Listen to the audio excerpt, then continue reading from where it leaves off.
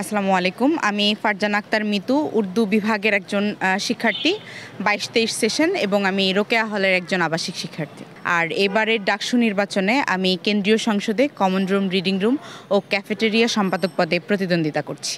আচ্ছা, প্রথমেই আমার পদটা নিয়ে আমি বলতে চাইবো যে যেই হ্যাভিওয়েট ক্যান্ডিডেটদের কথা আপনি বললেন, আমি অনেকেই দেখতে পাচ্ছি এরা হচ্ছে ক্যাম্পাসের কিছু ভাইরাল ফেসকে বিভিন্ন প্যানেল থেকে এই পদটার জন্য দেওয়া হয়েছে। বাট পদটা যদি আপনি একটু খেয়াল করেন, পদটা কিন্তু খুব স্ট্র্যাটেজিক এবং একটা ক্রিটিক্যাল পদ, যেটা খুবই সেন্সিটিভ।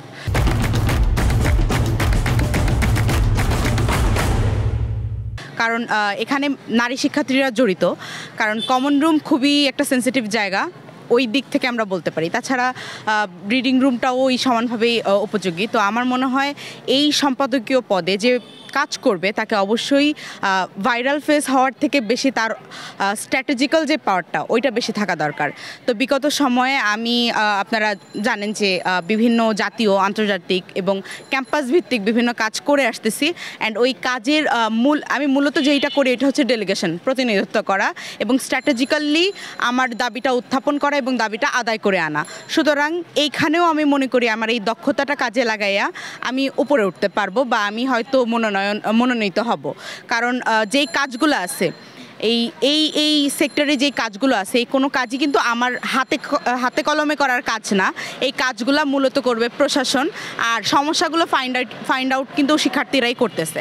সেখানে আমার কাজ কি? আমার কাজ হচ্ছে প্রতিনিধিত্ব করা, তাদের ব্রিজ হওয়া, তাদের কণ্ঠস্বর হওয়া এবং তাদের ওই দাবিগুলো আদায় করে নিয়ে আসা। এখন ইশতেহারের কথা যদি বলি, অনেকে অনেক আকাশকুসুম ইশতেহার দিচ্ছে আপনার, যে ইশতেহারগুলোর আসলে কোনো ভিত্তি নাই, এক বছরে সেগুলো করতেও পারবে না, চটকদার ইশতেহার যেটাকে বলে।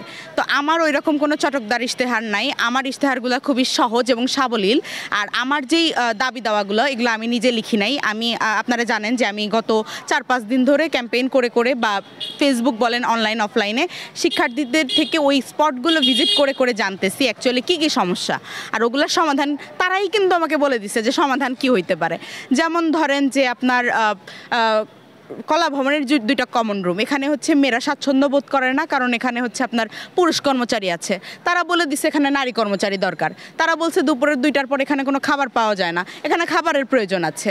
তারপর ধরেন কার্জনের ক্যাফেটেরিয়াতে হচ্ছে আপনার খাবারের পদ যদি বাড়ানো হয় তাহলে তাদের জন্য ইজি হয়, আর পরিস্থিতিটা একটু ভালো করা দরকার, তারা বলে দিছে। তারপর ধরেন এই যে লাইব্রেরি নিয়ে যদি আমি কথা বলি, এই লাইব্রেরি 1.5 বছর ধরে অফ হয়ে আছে। তারা একটা সেমিনারকে লাইব্রেরি হিসেবে কাজে লাগায়, ওখানে স্টুডেন্টদেরকে পড়তে দেওয়া হয়েছে। এত প্রযুক্তি নির্ভর একটা লাইব্রেরি 1.5 বছর ধরে বন্ধ পড়ে আছে, কিন্তু ওইটা নিয়ে কেউ কোনো কথা এখন পর্যন্ত বলে না। আমি দেখতেছি যে ফেস কাজে লাগাই এই পদে যারা আছে তারা হচ্ছে চটকদার কিছু ইশতেহার দিয়ে বেড়াচ্ছে। ওখানে এই লাইব্রেরিটার প্রয়োজনীয়তা আপনারা অনুভব করেন। ওইখানে শিক্ষার্থীরা কোনো একটা বই অ্যাক্সেস করতে পারতেছে না ওই সেমিনারে বসে, এইখানে কাজ আছে। তারপর ধরেন এফবিএস সম্পর্কে সবার একরকম ধারণা হচ্ছে এফবিএস হচ্ছে সব আধুনিকায়নের এখানে কোনো সমস্যা নাই। এফবিএসে আমি যাওয়ার পরে দেখলাম যে এফবিএসে মেয়েদের যে নামাজ রুম, ওই নামাজ রুম অর্ধেক মোছা লাগবে দেখে, বা অর্ধেক বেশি পরিষ্কার করা লাগবে দেখে 2টা কার্পেটের জায়গায় 1টা কার্পেট বিছানো আছে, যাতে মেয়েরা নামাজ কম পড়ে, তাদের কম মুছতে হয়। তারপর আবার হচ্ছে আপনার খাবারের জায়গায় শুধু তেলে ভাজা কয়েকটা খাবার রাখা হয়েছে মেয়েদের কমন রুমে, যদিও ওখানে নারী কর্মচারী, কিন্তু তাদের ব্যবহার এত বাজে, আর মেয়েরা ওইখানে আসলে ওই খাবারগুলো খেয়ে অসুস্থ হয়ে যাচ্ছে। আপনার তার পাশাপাশি 2-1টা যাও আইটেম মেয়েদের জন্য রাখা হয়েছে, ওগুলার দামও আপনার 60 থেকে 70 টাকা, যেটা আসলে ওই খাবারের তুলনায় কোনো মানে দামে গুণে কোনো কিছুতেই আসে না। তো আলটিমেটলি আমরা যা দেখতে পাচ্ছি যে সমস্যাগুলো কিন্তু খুবই সাধারণ সমস্যা, যেগুলো 1 বছরের মধ্যে সমাধান করা সম্ভব, কোনো চটকদার ইশতেহার না দিয়ে, কোনো চটকদার দাবি দেওয়া না রেখে। এই নর্মাল দাবিগুলো নিয়ে আমি কাজ করার ইচ্ছা পোষণ করি। আমি যদি নির্বাচিত হয়ে আসি তাহলে এই সাধারণ দাবিগুলাই, যেমন ধরেন সারা বিশ্ববিদ্যালয়ের প্রত্যেকটা জায়গায় নিরাপদ পানির কোনো ব্যবস্থা নাই। আমি পানি খাইতে হলে আমার একবার ভাবা লাগতেছে যে এই পানিটা আমি খাওয়ার পর আমি সুস্থ থাকবো কিনা, তাই না? তো আমার মনে হয় একটা শিক্ষার্থী বান্ধব কমন রুম, রিডিং রুম এবং ক্যাফেটেরিয়া হচ্ছে একজন স্টুডেন্টের আপনার মানসিক এবং সামাজিক স্বাস্থ্যের জন্য সবচেয়ে বেশি ইম্পর্টেন্ট। এখানে ওই কাজগুলো নিয়েই আমি আগাবো যেগুলো 1 বছরের মধ্যে করা সম্ভব, এবং যদি নির্বাচিত হয়ে আসি তাহলে ওই কাজগুলো করব, আর যদি না হয়ে আসি তাহলে যে নির্বাচিত হয়ে আসবে আমার ইশতেহার আমি তাকে দিয়ে দিব যে না আপা আপনার কাজগুলো তো আপনি করবেন, সাথে আমার ইশতেহারটা নিয়ে কাজ করেন, এটাই আমার ইশতেহার থাকবে। সমস্যাগুলোর সমাধান করাই আমার ইশতেহার। আমি প্রথমেও বলছি যে সমস্যা আমি খুঁজবো না, সমস্যা স্টুডেন্ট খুঁজবে, সমস্যা শিক্ষার্থীরা আমাকে আলহামদুলিল্লাহ আমি শখানিক মেসেজ কল টেক্সট এগুলো পাইছি, তারা আমাকে কল করে করে আজকে সকালেও এবিএসের এক আপুর সাথে আমার প্রায় 20 মিনিটের মধ্যে হোয়াটসঅ্যাপে কথা হয়েছে, সে তার সমস্যাগুলো সে আমাকে বলছে। তো আমি স্পটে গিয়ে তাদের এই সমস্যা খুঁজে বের করতে পারছি তাদের কাছ থেকে শুনেই। তো এগুলাই হচ্ছে আমার মূলত ইশতেহারের মধ্যে থাকবে যে তাদের ফাইন্ড আউট করা সমস্যাগুলোর যৌক্তিক সমাধান। নির্বাচনী পরিবেশ আমি আপনাকে বলি 2 দিন আগেও আমাকে এই কথাটা আরেকটা ইন্টারভিউতে একজন ভাইয়া জিজ্ঞেস করেন, তখন আমি খুবই উৎফুল্ল ছিলাম, আমি খুবই খুশির সাথে জানাইছি যে আগামী এত বছর পর এই যে 7 বছর পর ডাকসুটা আবার হচ্ছে, আমার মনে হইতেছিল যে সবচেয়ে ফেয়ার ডাকসু যদি হয় 2025-এর ডাকসুটাই হয়তো সবচেয়ে ফেয়ার হবে, সবচেয়ে সুন্দর উৎসবমুখর পরিবেশে আমরা ডাকসুটা পালন করব। কিন্তু আগামী 2 দিনে আপনি দেখেন এই যে আচরণবিধিগুলার ক্রমান্বয়ে লঙ্ঘনের পর লঙ্ঘন হয়েই যাচ্ছে। আমরা কয়েকজন বা আমরা কিছু সংখ্যক শিক্ষার্থীরা যতই আচরণবিধির প্রতি সম্মান রাখি না কেন, একটা নির্দিষ্ট গোষ্ঠী কিন্তু ওই আচরণবিধিগুলো নষ্ট করেই যাইতেছে। তো ওইখান থেকে ওই 2 দিন আগে যে আমি বলছিলাম যে আমি ফেয়ার ইলেকশনের জন্য আশাবাদী, আমি তো ওই কথা আজকে এই 2 দিন পর এখানে দাঁড়ায় হাসি মুখে বলতে পারতেছি না। আমার শঙ্কা হইতেছে যে আমি একটা ফেয়ার ইলেকশন পাবো কিনা। তবুও সর্বশেষে আমি অথরিটিকে বলতে চাইবো যে আপনারা সব দিকগুলো দেখার পর আপনারা একটা সুষ্ঠু একটা সুন্দর আচরণবিধি যেখানে লঙ্ঘিত হচ্ছে না এরকম একটা সুন্দর ডাকসু আমাদের উপহার দেন। আর যারা আমার সাথে প্রার্থিতা করতেছেন কেন্দ্রে হলে সব জায়গায়, আপনাদেরকে আমি বলবো যে আচরণবিধি মানা আমাদের সার্বিক দায়িত্ব, আল্লাহর রাস্তায় আচরণবিধিগুলো মেনে চলেন। অবশ্যই মনে হয় এগিয়ে দিচ্ছে, কারণ আপনাকে এর আরও কয়েকদিন আগে নিয়ে যাব আমি। দেখেন কিছুদিন আগে হঠাৎ করে দেখলাম যে একদিন হচ্ছে আপনার ফর্ম তোলার ডেট এবং জমা দেওয়ার ডেট বাড়ায় দেওয়া হইলো, কোনো মিটিং নাই কিছু নাই, আন্দাজে মানে কিসের উপর ভিত্তি করে এই কাজটা করা হইলো। তখন বোঝা গেছে অবশ্যই একটা নির্দিষ্ট দলকে পেট্রোনাইজ করার জন্য, তাদের সুবিধা দেওয়ার জন্য এই কাজটা করা হয়েছে।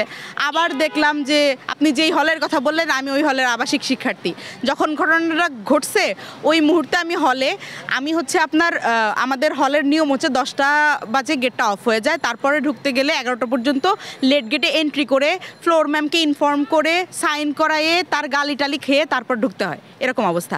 আমি ঠিক 9টা 48-এর মধ্যে আমি ওখানে ঢুকে গেছি, কারণ আমি জানি ওই টাইমের মধ্যে আমি না ঢুকলে আমি হলে ঢুকতে পারবো না।